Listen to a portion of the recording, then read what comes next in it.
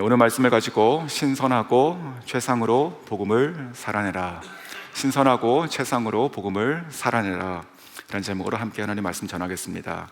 자, 첫 번째입니다. 첫 번째는 신선하고 최상으로. 자, 8절 제가 읽어드리겠습니다. 여호와께서 이와 같이 말씀하시되 포도송이에는 즙이 있으므로 사람들이 말하기를 그것을 상하지 말라, 거기 복이 있느니라 하나니 나도 내 종들을 위하여 그와 같이 행하여 다 멸하지 아니하고. 자, 하나님께서 마지막에 하나님의 사람들, 하나님의 종들을 남기시겠다 이 말씀하고 계십니다. 마지막 남아있는 자들이죠. 자, 2020년 저희가 코로나가 시작됐습니다. 그때 캄보디아도 코로나 환자가 봄에 처음으로 나왔는데 그곳 의료 인프라는 정말 말을 할 수 없을 정도로 굉장히 열악합니다. 모두가 참으로 불안해했습니다. 그러던 중에 어느 날이었는데 저녁 오후 한 5시쯤 됐을 때입니다. 갑자기 이런 발표가 있었습니다. 이런 소문이 있었어요. 이제 곧 7시, 즉 약 2시간도 안 돼서 이제 곧 7시면 모든 지역이 다 폐쇄가 되고 또 시장들은 다 문을 닫고 사람 모이는 곳은 일시적으로 다 문을 닫아야 된다, 그런 얘기가 확 돌았습니다. 그래서 저도 집에 있다가 또 이게 가장이어서 그랬는지 이제 오토바이를 타고 다녔었는데 거기서는 조그만 오토바이요. 일단 무조건 반사적으로 나갔습니다. 지갑을 가지고 나가고 뭐라도 사야겠다. 왜냐하면 이게 닫히면 언제 열릴지 모르고 제가 사는 그 지역 바깥으로 이제 못 나가게 된다는 얘기가 있으니까 가가지고 정말 필요한 것들은 몇 가지라도 사야겠다. 치약이라든지 비누라든지 아니면은 시장에 가가지고 어떤 야채라든지 음식 재료라든지 이런 거 바로 사야겠다 생각했던 것이죠. 정말 이렇게 나갔는데 원래 사람이 많습니다. 거기는 원래. 그런데 너무너무 많았습니다. 하지만 그래도 저는 이것을 반드시 뚫고 나가서 뭐라도 사와야 된다, 이런 생각이었습니다. 그래가지고 정말 이것저것 조그만 봉지 여기 이렇게 양쪽으로 걸고 이렇게 다니다가 마지막에 그 재래시장에 들어가가지고 보이는 야채 또 어떤 찬거리 아니면 고기 같은 거 보이는 대로 다 사야겠다, 이렇게 생각이 들었습니다. 그런데 그게 불과 한 10분 20분 차이였는데 정말 어디서 이렇게 사람이 많이 나왔는가, 다닐 수도 없을 만큼 그냥 완전 꽉 껴 있었습니다. 근데 너무나 감사하게도 어떤 고기를 파는 그 집 앞에 어쨌든 도착했는데 사람들이 거진 노량진 수산시장에서 새벽에 모이듯이 막 이렇게 돈을 막 거진 던지는 느낌이었습니다. 달라고. 저도 그렇게 손을 뻗고 저기 있는 돼지고기 좀 달라고 그렇게 했죠. 근데 거진 없었습니다. 캄보디아는 그날 잡아가지고 그날 팝니다. 근데 거진 없었어요. 근데 저랑 눈이 마주쳤어요, 그 사람이. 근데 제가 외국 사람이고 또 불쌍하게 보였는지 이렇게 밑에서 이렇게 뭘 꺼내가지고 주는 거예요. 밑에서 이렇게 박스에서. 그게 돼지고기였습니다. 그래가지고 제가 그걸 다 달라고 그랬어요. 다 달라고. 그러니까 저에게 그걸 담아가지고 다 줬어요. 그리고 제가 돈을 주고 그리고 집에 왔죠. 저는 되게 뿌듯했습니다. 내가 오늘 가장 역할을 제대로 했다. 그래가지고 제 처한테 줬더니 딱 열어보더니 이렇게 웃는 것이 아닙니다. 이거 하나도 못 쓰겠다, 이렇게 얘기하는 거예요. 썩은 거였습니다, 결국은. 그러니까 이게 저도 좀 약간 느낌은 이상했었는데 그래도 어떤 보이는 고기였으니까 저는 무조건 사와야 됐던 것이죠. 근데 가져서 보니까 제가 봤을 때는 이걸 어떻게 먹을 수가 없는, 냄새가 이미 나고 있는 그런 거였습니다. 마지막 순간에 진짜 마지막 그 순간에 가장 좋은 것이 있는 것이 아니고 진짜 버리려고 놨던 것을 저한테 주고 끝난 것이죠. 그래서 기분이 별로 좋지는 않았었습니다. 자, 마지막에 썩은 것이 나왔구나. 자, 하나님께서 오늘 이 본문을 보시면 마지막 순간에 남겨놓는 자들에 대한 이야기가 나옵니다. 자, 그 남겨놓는 마지막 순간에 남겨있는 그 사람들에게 무엇을 주실까요? 하나님께서는 마지막이니까 하나님께서는 썩은 것은 아니지만 그래도 버리지 않을 정도의 상태, 남아있는 부스러기 이런 것이었을까요? 네, 그런 것이 아니었습니다. 자, 9절을 보시면 이렇게 말씀하시죠. 내가 야곱에게서 씨를 내며 유다에게서 나의 신들을 기업으로 얻을 자를 내리니 내가 택한 자가 이를 기업으로 얻을 것이요 나의 종들이 거기에 살 것이라. 자, 하나님께서 말씀하시는 이 단어들을 보십시오. 나의 신들, 그리고 야곱의 씨, 내가 택한 나의 기업, 나의 종들. 자, 이 모든 단어들 하나하나를 표현하면 다 최상의 단어들인 것이죠. 그렇지 않습니까? 자, 야곱이라고 하는 것은 이 당시로 보면 이미 오래전에 죽은 사람이에요. 그러니까 야곱의 씨를 내가 낸다라는 것은 지금 살아있는 야곱의 자식을 주겠다 그 뜻이 아니라 하나님께서 그와 하셨던 그 언약을 따라서 그의 자손을 내가 계속 이어갈 것이다. 내가 하나님의 나라와 백성을 내가 멸하지 않고 할 것은 나의 신실함, 내 자신의 그 말을 지키는 신실함, 그리고 나의 의지와 열심으로 내가 이것을 성취할 것이다, 이렇게 말씀하시는 것이죠. 자, 나의 종들이 거기 살 것이다, 이렇게 말했습니다. 자, 이 종들이 어디에 사는지 이제 10절에 이렇게 말씀하십니다. 사로는 양떼의 우리가 되겠고 아골 골짜기는 소떼가 눕는 곳이 되어 나를 찾은 내 백성의 소유가 되려니와. 자, 사론과 아골은 그 유다 지역을 보시면 그 서쪽과 동쪽에 있는 그 위치한 그 지역을 얘기하는데, 자, 이사야의 이 시점으로 보면 양쪽 모두가 지금 다 황폐한 곳이죠. 죄로 말미암아 마치 그 뿌리채 뽑혀서 바깥에 던져진 것 같이 그 예루살렘에는 지금 하나님의 영광이 떠나 있는 상태이죠. 자, 이 예루살렘과 유다 전체를 지금 얘기한다고 볼 수 있습니다. 꼭 두 지역이 아니고. 자, 그런데 그 중에서 특별히 이 아골 골짜기는 저희가 조금 익숙하지 않습니까? 여호수아서 7장 26절에 보시면 이런 말씀이 있습니다. 그 위에 무더기를 크게 쌓았더니 오는 날까지 있더라. 여호와께서 그 극렬한 분노를 그치시니 그러므로 그곳 이름을 오는 날까지 아골 골짜기라 부르더라. 자, 이 지금 아골 골짜기라고 하는 이 지역에서는 그렇게 기쁜 일이 일어났던 것은 아니죠. 무더기가 쌓여 있고 하나님의 그 극렬한 분노가 있었고, 그러니까 거기에 어떤 죽음과 어떤 그런 것들이 있던 것이죠.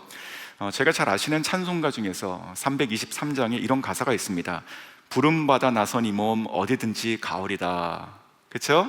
자, 2절에 아골 골짝 빈들에도 복음 들고 가오리다, 이렇게 되어 있습니다.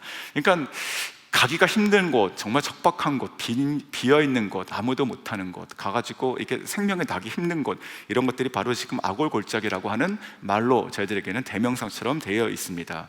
자, 이와 같이 아골 골짜기라고 하는 이 말의 뜻 자체가 괴로움의 골짜기라는 뜻인데, 그 유다 백성에게는 하나님의 진노와 이 괴로움이 막 처참하게 있었던 그 황량했던 곳을 얘기하는 것이죠.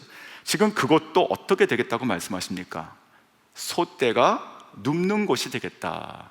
소떼가 막 누워 있어요. 거기 풀이 있고 평화가 있으니까 누워 있어요. 그와 같이 하나님을 찾은 백성들이 다 그러한 것들을 다 그와 같이 소유할 것이다, 이렇게 지금 얘기하고 계신 것이에요. 그러니까 회복에 대한 말씀을 하고 계신 것이죠. 자, 그리고 나서 이어서 오늘 13절부터 15절까지 보시면 그 땅에서 살아갈 그 하나님의 종들이 누릴 그 복에 대한 말씀을 쭉 나열합니다. 그리고 또 악인들이 받을 그 징벌의 삶과 어떻게 다른지를 이렇게 대조해서 말씀하십니다. 13절, 보라, 나의 종들은 먹을 것이로되 너희는, 즉 악인들이죠, 너희는 줄일 것이니라. 보라, 나의 종들은 마실 것이로되 너희는 갈할 것이니라. 보라, 나의 종들은 기뻐할 것이로되 너희는 수치를 당할 것이니라. 14절, 보라, 나의 종들은 마음이 즐거움으로 노래할 것이로되 너희는 마음이 슬픔으로 울며 심령이 상함으로 통곡할 것이며. 15절, 또 너희가 남겨놓은 이름은 내가 택한 자들의 저주거리가 될 것이니라. 자, 조금 전에 제가 코로나 때 그 마지막에 샀던 그 돼지고기 에피소드를 나눴었는데, 자, 오늘 이 말씀을 보십시오. 역시 그 마지막 때에 하나님께서 남기시는 자들에게 하나님께서 주시고 누리시겠다고 하시는 그 내용들을 보니까, 그 약속하신 상태들을 보니까 어떻습니까? 바로 신선하고 최상이다 보는 것이죠. 자, 이 말을 꼭 기억하셨으면 좋겠습니다. 한번 따라해 보시겠습니다. 신선하고 최상이다. 네, 하나님께서 우리에게 남겨놓으시고 우리에게 예비하시고 우리에게 주실 것은 그래 이거라도 그냥 그런 것이 아니고 항상 하나님을 찾는 자들에게는 신선하고 최상으로 주신다는 것이죠. 자, 하나님의 복은 이와 같이 가람이 없어요. 그리고 그 품질도 쇠하지 않아요. 항상 최상이에요. 영원하시고 동일하신 것을 믿으시기 바랍니다. 자, 어제 본문에서 저희가 나눴던 것 중에서 키워드 중에 하나가 무엇이었습니까? 바로 환영한다, 이것을 좀 나눴었습니다. 죄인을 다시 초청하시고 다시 환영하시는 그 얘기를 나눴었습니다. 그래서 복음은 환영이다, 이렇게 또 표현했었고, 죄인을 환영하시는 예수님, 이것을 복음이라고 제가 표현했었습니다. 자, 오늘 본문도 그 맥락에서 보셔도 같은 맥락으로 볼 수 있습니다. 하나님께서 마지막에, 그러니까 하나님의 초청이 그 마지막에라도 들어오는 자들에게는 어떻게 하신다고요? 바로 신선하고 최상으로 주시겠다라고 하는 것입니다. 이것을 크리스찬으로서 우리가 우리의 삶 가운데 어떻게 좀 적용할 수 있을까 생각해 봤습니다. 생각하면서 한 분이 저한테 좀 떠올랐어요. 선교지로 들어가기 직전의 일입니다. 그때 미국 생활을 정리하고 한국에 들려서 짐을 싸고 갈 때, 그때 어떤 분의 소개로 한 기도 모임에 가서 참석한 적이 있습니다. 그 기도 모임에는 한 6분 정도가 있었는데 다 여성분이었고 이제 권사님하고 집사님들이었습니다. 저는 그분들을 처음 만난 것이었죠. 그래서 그 자리에서 저희 가정을 소개하고, 그리고 앞으로 우리가 캄보디아 가서 어떤 사역을 하기를 원한다라는 어떤 마음, 그리고 기도 제목을 나눴었습니다. 자, 그렇게 참 귀한 시간을 마치고 한 분이 저를 그 전철역으로 데려다 주겠다고 하셨습니다. 그래서 그분 차를 타고 전철역으로 가던 중에 그 지역에 있었던 그 강남 그 사랑의 교회, 원래 그 사랑의 교회, 그 교회의 그 서점에 들리자고 하셨습니다. 그래서 그 들어갔더니 당시 저희 아이들이 5살, 4살이었는데 그 아이들에게 책을 사주고 싶다고 그분께서 그렇게 말씀하시면서 캄보디아 가면 책을 사는 것이 어렵고, 그리고 또 특별히 이제 컬러로 된 아이들 성경 만화 같은 거는 없을 테니까 이제 그런 것들을 사시면 좋겠다고, 필요한 만큼 사시라고 그렇게 말을 하셨습니다. 처음 만난 분의 그 호의가 또 어색하고 또 감사한 그런 순간이죠. 그래서 그때 한 10권 정도를 이렇게 제가 집은 것 같습니다. 그래서 10권 정도 아이들을 위해서 집었는데, 그리고 나서 그것을 보시더니, 그러니까 제가 제 아이들 것만 이렇게 다 챙기니까 나중에 그것을 다 받으시고 저희 부부가 들을 수 있는 그 복음성가 CD를 또 몇 개를 얹혀서 그렇게 사주셨습니다. 그리고 전철역에 내릴 때였습니다. 내릴 때는 캄보디아는 물이 좋지 않는 나라니까 아마도 이약이 필요할 것 같습니다. 그러면서 한약으로 된 그 설사약 하고 두통약, 이 2가지, 2통을 이렇게 차에서 마침 가지고 계셨는데 그것을 트렁크에서 이렇게 빼가지고 저에게 주면서 잘 가시라고 그렇게 배웅해 주셨습니다. 그리고 나서 나중에 그분은 저희 선교의 그 기도 후원자가 되셨고, 가끔 연락을 드리고 또 소식을 이렇게 나누면서 1년에 한 번 정도 이렇게 서로 이메일로 주고받다가 몇 년이 지나고 나서 처음으로 그분이 자기 개인 기도 제목을 저희한테 보내주신 적이 있습니다. 그때 자기와 그리고 자기 남편이 지금 어떤 생활을 하고 있는지, 어떻게 지금 힘든 상황 가운데 있는지, 또 암으로 투병하고 있다는 얘기하시고, 또 자녀들이 지금 신앙 가운데 어떻게 들어오면 좋겠다라고 하는 그런 말씀을 하셨습니다. 그 어려웠던 시기를 계산해서 생각해 보니까 제가 만났을 때 저에게 책을 사주시고 또 약을 주셨던 바로 그때였습니다. 그 가장 누구보다도 어려운 시기, 자기 마음이 공고했던 그 시기에 처음 만난, 그리고 어찌 보면 마지막이라고 생각했던 그 만남이었죠. 그러했던 한 사람에게 정말 신선하고 최상의 것을 주셨구나, 이런 생각이 떠올랐습니다. 자, 우리가 주님의 이러한 사랑을 우리가 받고 은혜를 받는다면, 그러면 저희도 신선하고 최상의 것으로 우리가 나누고 살 수 있으면 좋겠습니다. 이것이 오늘 이 말씀을 받는 저희의 그 자세라 생각이 듭니다. 그냥 감사합니다, 그런 것이 아니고 이 감사를 우리 삶 가운데 적용할 수 있는 합당한 반응이 나와야 되지 않을까 생각이 들었습니다.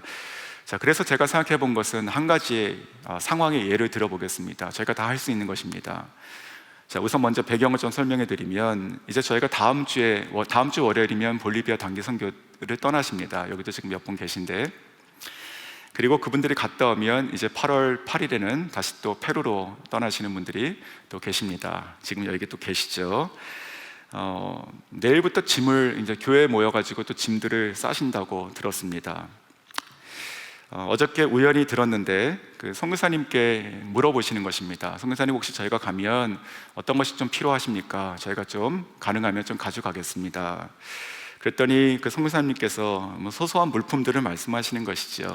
뭐 소소한 것들입니다. 뭐 커피 믹스라든지 아니면 또 뭐였습니까? 뭐 아이들에게 나눠줄 뭐 스낵이라든지 라면이라든지 아니면 뭐 반찬거리 뭐 이런 것들입니다. 뭐 그런 것들을 말씀하셨다고 합니다.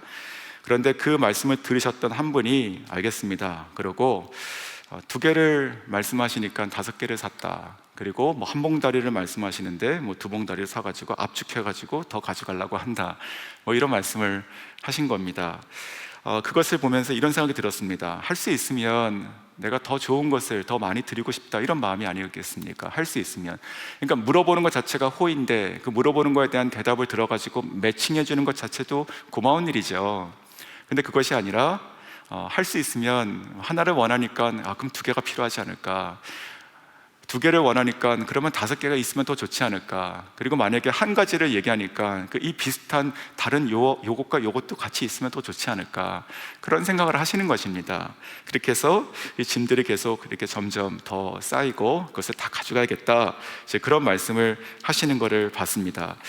저는 그것이 바로 오늘 이 말씀처럼 그 신선하고 최상으로 내가 남은 자들, 그래 남은 자들에게 내가 남은 거 줄게, 그래도 뭐 채워는 줄게, 그런 것이 아니라 내가 남은 자들에게, 나의 택한 종들에게 나의 그 기업을, 그 씨를 내가 물리고 내가 기업을 줄 것이고 아골골짜기라도 내가 정말 솥대가 눕게 할 것이야, 이렇게 지금 말씀하시는 것처럼 들렸습니다. 자, 지금 이러한 그 이야기도 그렇구나, 단기팀에서 있는 이야기구나 라고 생각하지 마시고, 그럼 이제 이렇게 한번 들어보십시오. 자, 이와 같은 것이 좋게 여겨지신다면 그러면 저희도 신선하고 최상으로 살아갈 수가 있는 것입니다. 이렇게 볼 수 있어요. 제가 한 가지 제안 드릴게요. 이제 이번 주 주일에도 제가 단기 선교 그 펀드레이징 그 행사로 하게 됩니다. 그때 아주 신선하고 최상의 버블티가 올라온다고 합니다. 신선하고 최상의 그 버블티가 올라오는데, 일단 난 버블티 별로 안 좋아하는데 이거 뭐 이에 끼는데 뭐 그런 생각 일단 다 접으시고 일단 하나 사시는 것이죠. 그렇죠? 네, 오늘 이 말씀을 들으시는 그 페루 단기 선교팀이 계시다면 일단 버블티를 한 50잔 더 좀 만드시면 좋겠습니다. 여기 계신 분이 다 사실 거니까. 자, 그래, 이 버블티를 사시는데 이런 생각이 들었어요. 저희가 이제 본당에 나가면 거기에 그 선교 천막이 쳐지잖아요. 뭐 수요일 날 설교의 이름을 바꿔 얘기하면 이 버블티 장막이 이렇게 쫙 펼쳐진단 말이죠. 문이 없는, 누구나 들어올 수 있는. 그렇죠? 그 버블티 장막이 딱 쳐지면 그러면 이번 한 주간, 이번 주일에 1+1 행사를 했으면 좋겠습니다. 1+1 행사가 뭐냐면, 하나 주세요 그러면 2개를 받는, 그것이 아니라 하나를 사야 되는데 내가 2개를 사는 겁니다. 그러니까 하나를 사는데 나는 한 사람이에요. 뭐 내가 2잔 어떻게 먹습니까? 근데 1+1, 2개를 사십시오. 2개를 사고 그 나머지 하나, 이 나머지 하나를 누군가에게 갖다 주시면서 이렇게 말씀하시면 좋겠습니다. 자, 이거 드세요. 이거는 그 단기 선교팀에서 주는 선물입니다, 이렇게 얘기하는 거예요. 선물. 자, 선물을 싫어할 사람이 있습니까? 없잖아요. 그리고 버블티를 선물로 받으면 이거 안 마실 사람도 없습니다. 마시죠. 그러면 그때 그 건네주면서 이렇게 말씀하시면 좋겠습니다. 선물을 받는 분에게 이거 드시고 제가 한 가지만 부탁드릴게요. 이번에 단기 선교 기간 중에 금식하실 텐데 그 금식하신 것보다 한 끼만 더 금식해 주십시오. 그러니까 이게 1:1로 이어가는 것이죠. 내가 한 사람이 하나 살 거를 2개를 사고 하나 더, 그 하나를 누군가에게 선물로 주면서 그분에게 한 끼 더 금식해 달라고 부탁하는 것이죠. 그러면 아마 그분은 일단 손에 들고 있는 거를 다시 주지는 않을 거 아닙니까? 그러니까 아마도 마음에 기쁜 부담을 가지고 금식을 사인을 안 하셨던 분이라면 이름을 하나 쓰실 것이고, 또 한 번 쓰신 분이라면 아마 2번 쓰실 것이에요. 그러면 그것이 계기로 2번째 썼을 때는 아마도 생각을 더 많이 하게 될 것입니다. 내가 버블티를 내가 그때 선물로 받아서 내가 시원하게 먹었으니까. 그렇겠죠? 자, 지금 하나의 예를 들어드렸는데, 제가 신선하고 이 최상이라고 하는 것은 꼭 오늘 하루나 아니면 이번 주일에 그 버블티에 대한 것뿐만이 아니고 제가 크리스찬으로서 살아가는 일종의 행동의 원칙 중에 하나가 됐으면 좋겠습니다. 누군가에게 내가 베풀어주고 누군가를 도와준다, 섬긴다라고 했을 때 그래 뭐 섬겨주니 섬긴다 내가 이런 것이 아니고 오늘 이 말씀처럼 뭐 마지막 남은 자들에게도 하나님께서 그냥 다 주시는 것처럼 그냥 나도 그 사랑을 입고 내가 살았으니까 내가 이렇게 지금 살고 있으니까 나도 한 가지를 내가 누구에게 흘린다 하더라도 나도 신선하고 최상으로 하고 싶다. 자, 그래서 신선하고 최상이라는 것이 일종의 우리 크리스찬들에게 있어서 오늘 하루에 또 평생의 그런 행동의 원칙이 될 수 있으면 좋겠습니다. 자, 두 번째입니다. 두 번째, 오늘 두 가지만 나눕니다. 두 번째, 눈물로 장악하라. 한번 따라해 보시겠습니다. 눈물로 장악하라. 네, 뭐가 장악한다는 것이 이렇게 지배하는 것이잖아요. 이렇게 덮어버리고, 자, 그러니까 눈물로 이렇게 확 덮어버리는 것이에요. 자, 이 장악하다라고 하면 보통 어떤 무력, 뭐 전쟁, 뭐 그런 것들, 위력 이런 것들, 어떤 힘으로 뭔가를 이렇게 꽉 눌러버리는 어떤 느낌이 장악한다 이런 느낌인데 눈물이라고 하는 것과는 좀 조합이 좀 어색할 것입니다. 그렇죠? 그런데 제가 말씀 묵상하면서 하나의 이미지를 좀 떠오르게 됐고 그래서 제가 눈물로 장악한다 이제 이런 생각을 하게 되었습니다. 자, 먼저 11절과 12절 말씀입니다. 오직 나 여호와를 버리며 나의 성산을 잊고 가색에 상을 베풀며 무니에게 섞은 술을 가득히 붓는 너희여 내가 너희를 칼에 붙일 것인즉 다 굽으리고 죽임을 당하리니 이는 내가 불러도 너희가 대답하지 아니하며 내가 말하여도 듣지 아니하고 나의 눈에 악을 행하였으며 내가 즐겨하지 아니하는 일을 택하였음이니라. 자, 악인에 대한 지금 심판을 말씀하시는 것이죠. 그렇죠? 자, 그래서 13절부터 이어지고 있었습니다. 그러니까 하나님의 종들과 어떻게 이들의 운명이 완전히 갈라지는지. 그래서 즉 이들은 줄일 것이고 갈할 것이고 수치를 당할 것이고 마음이 슬플 것이고 그들은 통곡할 것이고 그들은 죽게 될 것이다. 이제 그 말씀을 하고 계신 것이죠. 자, 이제 이 내용을 가지고 어떻게 눈물과 연관이 이렇게 되고 있는지 한번 생각해 보겠습니다. 자, 어제도 그리고 오늘도 그리고 다음 주 월요일 본문도 마찬가지입니다. 계속 지금 이사야서 마지막 부분에서는 그 하나님께서 하나님의 그 악인에 대한 그 심판의 말씀들이 지금 이어지고 있습니다. 그러면 하나님의 마음은 지금 이 상태, 이런 말씀을 하시는 하나님 마음은 어떤 상태일까요? 아마도 표면적으로 우리가 본다면 화가 많이 나시고 또 진노하시고 그래서 용서하지 못하시고 죄를 하나하나 조목조목 다 밝히시며 심판하시는 그런 하나님으로 최소한 이 겉으로는 그렇게 보이고 있습니다. 그런데 오늘 이 본문을 저도 말씀을 반복적으로 묵상하고 또 기도하고 하나님 이 말씀이 그냥 심판과 어떤 그런 어두운 말씀, 무거운 말씀이 아니라 오늘도 우리를 살리는 말씀이 될 것인데 하나님 그 뜻이 무엇입니까? 이렇게 물으면서 좀 기도하고 계속 말씀을 반복해서 봤습니다. 그러면서 이 본문 속에 담겨져 있는 그 하나님의 마음이 좀 보이는 것 같았고 그것은 반대 음성으로 저에게 확성기 같이 들리는 듯한 그런 경험을 했습니다. 즉 그래서 너희는 죽으라 라고 말씀하는 것처럼 쓰여 있죠. 그런데 이 말씀이 그래서 너희는 살라 라고 하는 것처럼 저에게 거꾸로 들리게 되었습니다. 자, 8절만 보면 이렇게 되어 있죠. 내가 다 멸하지 않고 남겨두겠다. 그렇죠? 8절 마지막 부분에. 근데 이 말씀이 마치 그래 내가 다 멸할 것인데 그래도 내가 어쨌든 약속은 지켜야 되니까 내가 소수는 내가 남겨두겠다. 그래도 내가 싫지만 남겨두겠다. 꼭 그렇게 보이지 않습니까? 이 상황에서는. 근데 그것이 아니라는 것이죠. 자, 그래서 다시 10절을 다시 보시면 이게 핵심이라 생각하는데 10절을 보시면 이렇게 말씀하시죠. 사로는 양떼 우리가 되겠고 아골 골짜기는 소떼가 눕는 곳이 되어 그 다음이에요. 나를 찾은 내 백성의 소유가 되리라. 그렇죠? 누구예요? 나를 찾으라는 것이잖아요. 나를 찾은 내 백성의 소유가 되리라 라고 말씀하십니다. 저는 이 말씀을 묵상할 때 확성기처럼 이렇게 크게 들리는 것 같았습니다. 지금 이 말씀이요, 지금 이 65장 말씀은 지금 이사야서 53장을 지나가고 있는 말씀이죠. 즉 이미 이 심판을 말씀하시는 하나님께서는 이미 이 모든 죄를 사하실 수 있는 그 아들 예수를 이 땅에 보내시고 그에게 고난받게 하시고 그를 죽게 하시겠다는 말씀을 이미 결단하셨습니다. 그렇죠. 자, 그것을 말씀하신 분, 그리고 나서 이 말씀, 이 죄악에 대한 말씀, 심판을 말씀하시는 이분은요, 아들을 내어주신 분이시잖아요. 그래서 죽으라고 하시는 말씀일까요? 아니죠. 아들을 내어주시고 살라고 하시는 말씀입니다.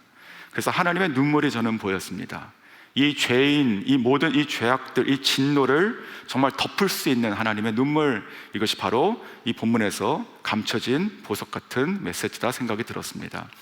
사랑하는 성도 여러분, 하나님께서는 죄인을 환영하시는 하나님이시죠. 하나님께서는, 예수님께서는 죄인을 환영하십니다. 이 예수님께서 잡히시기 바로 직전에 하신 것이 무엇입니까? 바로 직전에 주님께서는 기도하셨습니다. 근데 이 기도가 그냥 시간이 남으니까 그래도 기도는 해야 되니까 뭐 그런 습관의 기도가 아니라 정말로 이 기도를 하셨습니다. 어느 정도 기도하셨냐면 저는 이렇게 표현하고 싶습니다. 그냥 우셨어요. 그냥 우셨는데 어느 정도 우셨냐면 그냥 눈물이 조금 떨어지는 것이 아니고요, 성경의 표현을 제가 각색한 것이에요. 그 땀이 핏방울처럼 떨어지게 되죠. 그렇죠? 자, 저는 이렇게 표현하고 싶습니다. 그 몸이 울은 것이에요. 그 몸이 다 짜여지듯 우은 것이에요. 그래서 그 영혼이 핏방울처럼 이렇게 톡톡 떨어지는 것이죠. 그러니까 이게 단순히 그냥 눈물, 그냥 좀 불쌍하네, 하나님 좀 저 억울해요, 이 잔을 치워주세요, 그런 것이 아니라 정말로 예수님께서는 그 마지막 순간에 이 모든 이 십자가를 통해서 우리에게 부어주실 그 사랑의 회복과 그 영생을 바라보시면서 그 이후에 있는 그 즐거움을 위하여 이 십자가에게 나아가기 전에 그 몸이, 그 영이 완전히 우셨다는 것이죠. 저는 이것이 바로 복음, 즉 모든 죄를 사하시는, 장악하는 것을 바꿀 수 있는, 뒤집어 버리는 정말 복음이라 생각이 듭니다. 자, 짧은 영상을 저희가 하나 볼 것인데 새벽 강단에서 자세하게 소개드리기 조금 그런 내용입니다. 사실은 그 미국의 그 희대의 그 살인마의 이야기인데 자세하게 말씀은 안 드리겠습니다. 그 게리 리즈웨이라고 하는 사람입니다. 혹시 아시는 분이 있을지도 몰라요. 자, 그는요 1980년대 그리고 90년대 약 20년 가까이 많은 사람을 죽였습니다. 그리고 2003년에 그 대법원에서 최종적인 판결을 받게 되죠. 바로 가석방이 없는, 감형이 없는 종신형을 선고받게 됩니다. 그날의 녹화 영상인데 어떤 내용들이냐면, 조금 설명을 먼저 드리면요, 이 사람은요 자기가 한 일에 대해서 전혀 죄책감이 없습니다. 전혀 없어요. 심지어 자기가 누구를 살해했는지, 그 사람들의 얼굴이 어땠는지 또 기억을 못하고 있습니다. 아니, 기억을 안 하는 것 같아요. 2003년 12월 18일인데 이때 최종 판결이 이제 선고될 때 이 판사는요 그 사랑하는 가족들을 잃은, 그러니까 희생자의 가족들을 부릅니다, 그 법정에. 그리고 이 사람에게 당신이 하고 싶은 이야기를 하세요, 이렇게 얘기합니다. 이런 식의 이야기들을 합니다. 당신은 지금 아무것도 기억하지 못한다고 얘기하지만 우리는 모든 것을 다 기억하고 있습니다. 당신이 죽인 사람들, 그 사람들이 당신에게 아무런 의미가 없다고 얘기하지만 그 사람들은 우리에게 전부였습니다. 그들은 우리들의 어머니였고 그들은 우리들의 자매들이었습니다. 우리는 그들이 그립습니다. 자, 그리고 이 이야기는 영상의 후반부로 가면 더 격해집니다. 왜냐하면 이런 이야기를 들을 때 이 리즈웨이는 아무런 표정이 없어요. 마치 그냥 물건을 갖다 놓은 것처럼 그렇게 앉아 있습니다. 눈만 한번 딱 이렇게 감았다 뜨고 그냥 돌처럼 앉아 있어요. 그러면서 희생자 가족들은 그를 향해서 저주를 퍼붓게 됩니다. 당신은 짐승입니다. 오래 고통을 당하고 정말 비참하게 죽으십시오. 당신은 지옥에 가십시오. 그런데 이런 얘기를 해도 이 리즈웨이라고 하는 사람은요 여전히 얼굴이 돌처럼 아무런 요동이 없어요. 하지만 마지막에 이 영상의 후반부에 나오는 한 희생자의 아버지, 이 아버지가 단상에 섰을 때 그의 말을 듣게 되고 그는 비로소 순간 고개가 팍 떨어지며 눈물을 쏟게 됩니다. 바로 그가 하나님의 용서를 얘기하게 되는 것이지요. 자, 영상을 보겠습니다. It's like he didn't have any remorse at all for what he had done. You know, he killed so many people, he didn't remember who they were, what they looked like. I just couldn't believe that somebody could kill all those people and not remember them.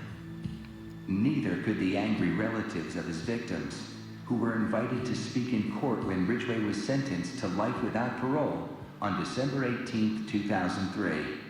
You had said your memory, when it comes to all of the women you took, was gone. Our memory is not. In your words, you said that they didn't mean anything to you, but she meant everything to us. She was a mother, she was a wife, she was a sister, and we miss her. Gary Ridgway sat there stone-faced as victims' relatives damned him and mocked him. He's an animal. I wish for him to have a long, suffering, cruel death. He's gonna go to hell, and that's where he belongs.